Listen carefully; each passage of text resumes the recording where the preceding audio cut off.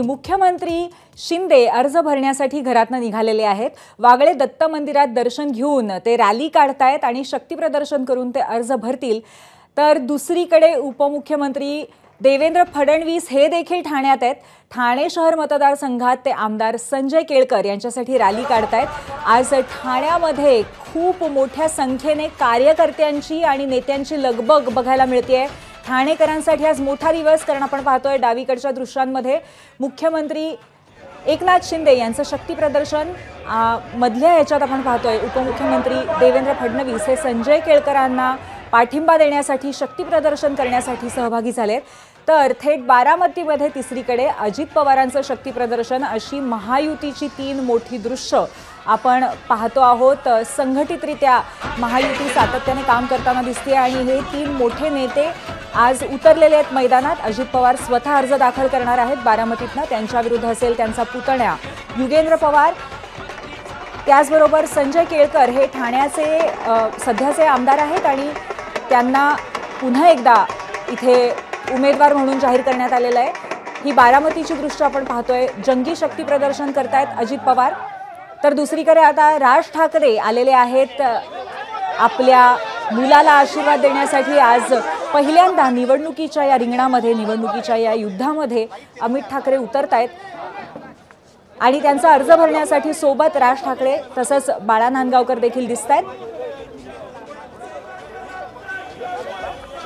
अमित ठाकरे यांनी आज अत्यंत साधेपणाने शिवाजी पार्क आणि आसपास परिसरातनं विविध पूजनीय स्थळांचं दर्शन घेतलं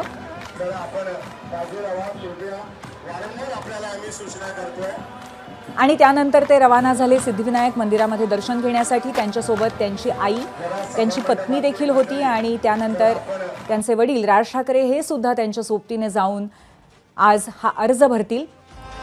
तर दुसरीकडे आपण बघतोय एकनाथ शिंदे हे ठाण्यामध्ये जबरदस्त शक्तीसह रस्त्यावर आलेले आहेत आणि त्यांचा अर्ज ते दाखल करणार आहेत। त्यांच्या विरोधात केदार दिघे असतील।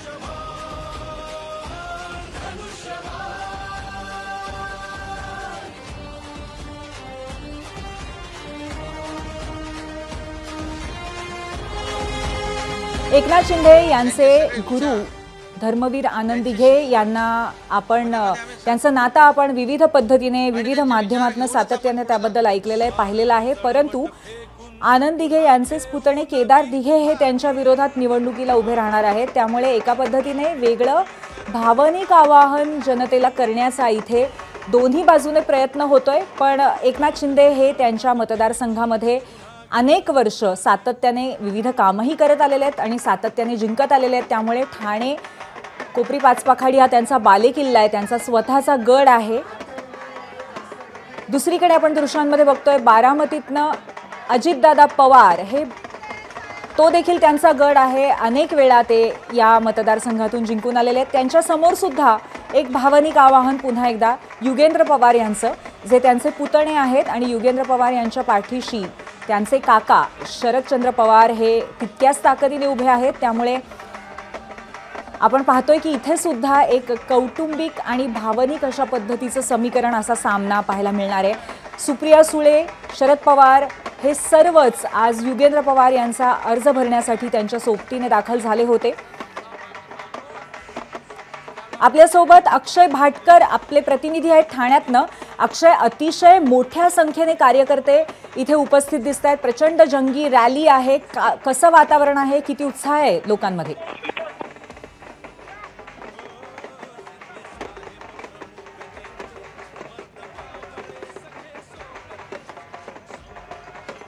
आपण आपले प्रतिनिधी अक्षय भाटकर यांच्याशी संपर्क साधण्याचा प्रयत्न करतोय। आपण पाहतोय या दृश्यांमध्ये दत्त मंदिरामध्ये दर्शन घेऊन एकनाथ शिंदे यांनी सुरुवात केली आजच्या दिवसाची। त्यानंतर ते आनंद आश्रम येथे सुद्धा दर्शनासाठी गेले आणि तिथेही त्यांनी स्वर्गीय आनंद दिघे यांच्या स्मृतींना वंदन केलं। अक्षय भाटकर आपल्यासोबत आहेत। अक्षय, पुढचा रस्ता कसा असणार आहे मुख्यमंत्री एकनाथ शिंदे यांचा?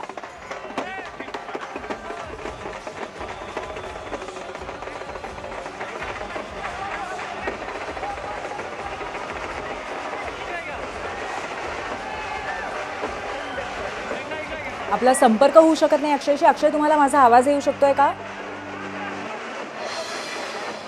ठाण्यातल्या दृश्यांमध्ये आपण पाहतोय एकनाथ शिंदे यांचं औक्षण करण्यात आलं आणि त्याचबरोबर त्यांनी खूप मोठ्या संख्येने कार्यकर्त्यांचा एक मेळाच इथे जमलाय आणि फक्त शिंदे सेना नाही तर सोबतीला भाजप, RPI या सगळ्याच घटक पक्षांचे कार्यकर्ते इथे आहेत.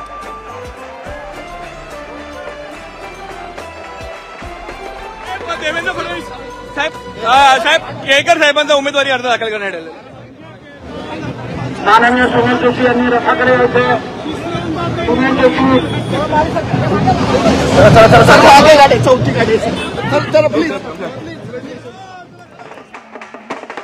आपण पाहतोय एकीकडे राष्ट्रवादीची एक रॅली सुरू आहे बारामतीला. अजितदादा पवार प्रचंड मोठं शक्ती प्रदर्शन करत आज त्या बारामतीच्या त्यांच्या मतदारसंघामध्ये अर्ज भरण्यासाठी चाललेले आहेत. त्यांच्यासमोर युगेंद्र पवार यांचं आव्हान आहे आणि अर्थातच त्यांच्या काकांचं म्हणजे शरद पवार यांचं आव्हान आहे आणि त्यामुळेच हे मोठं शक्ती प्रदर्शन मोठ्या प्रमाणावरती एक जो मध्ये भूकंप झाला होता राष्ट्रवादीमध्ये त्यानंतर आज खऱ्या अर्थाने प्रत्यक्ष मतदारांना आवाहन करत हा वाद किंवा हा सामना आता जनसामान्यांपर्यंत येऊन पोचलेला आहे. त्यामुळे इथले मतदार कुठल्या दिशेने कौल देतात ही समीकरणं सुद्धा अगदी प्रत्येक पावलावरती, प्रत्येक आवाहनावरती आणि प्रत्येक आव्हानावरती बदलणार आहेत. त्यामुळे प्रचंड फील्डिंग एका पद्धतीने अजित पवारांची राष्ट्रवादी आणि त्याचबरोबर राष्ट्रवादी शरद पवार गटाकडनं इथे लावण्यात आलेली असणार आहे, कारण अतिशय महत्त्वाचा मानाचा असा हा मतदारसंघ आहे. वरुण सरदेसाई, तेजस ठाकरे यांना आपण पाहतोय या दृश्यांमध्ये आपली उमेदवारी दाखल करण्यासाठी पोहोचत आहेत.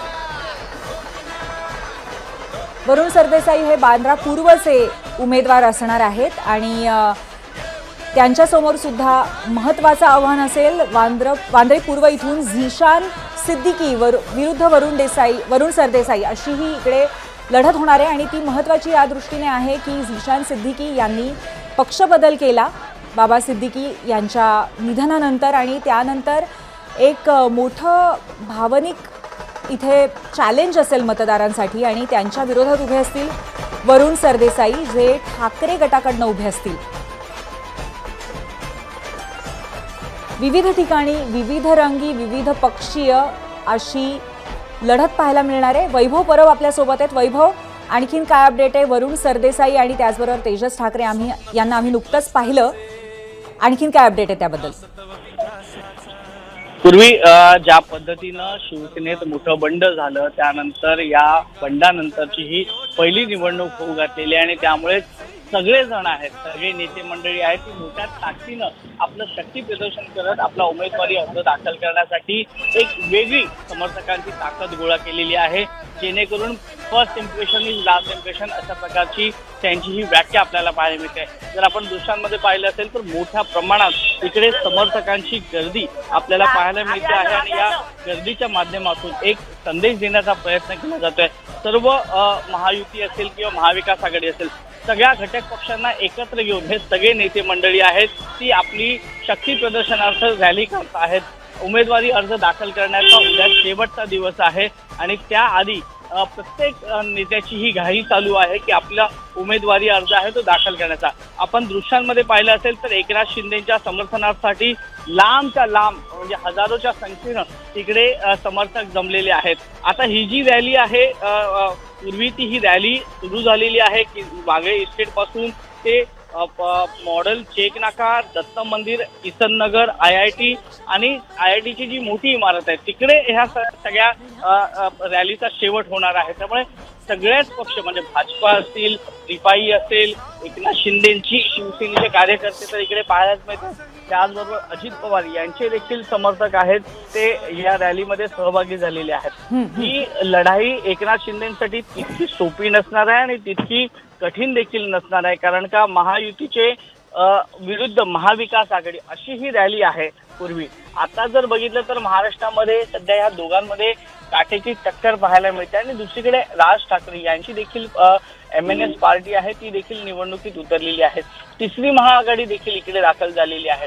त्यामुळे महाविकास आघाडी विरुद्ध महायुती आणि मनसे अशी लढत आपल्याला प्रत्येक ठिकाणी तिरंगी लढत पाहायला मिळते आहे. आपण नुकतंच उदाहरण घेतलं तर माहीम विधानसभेचं. माहीम विधानसभेमध्ये अमित राज ठाकरे हे मनसेकडून उमेदवार आहेत, तर उद्धव बाळासाहेब ठाकरे यांच्या शिवसेनेकडून महेश सावंत उमेदवार आहेत, तर शिवसेनेकडून म्हणजेच एकनाथ शिंदेच्या पार्टीकडून सदा सरवणकर उमेदवार आहेत. तर अशी प्रत्येक ठिकाणी तिरंगी लढत पाहायला मिळते.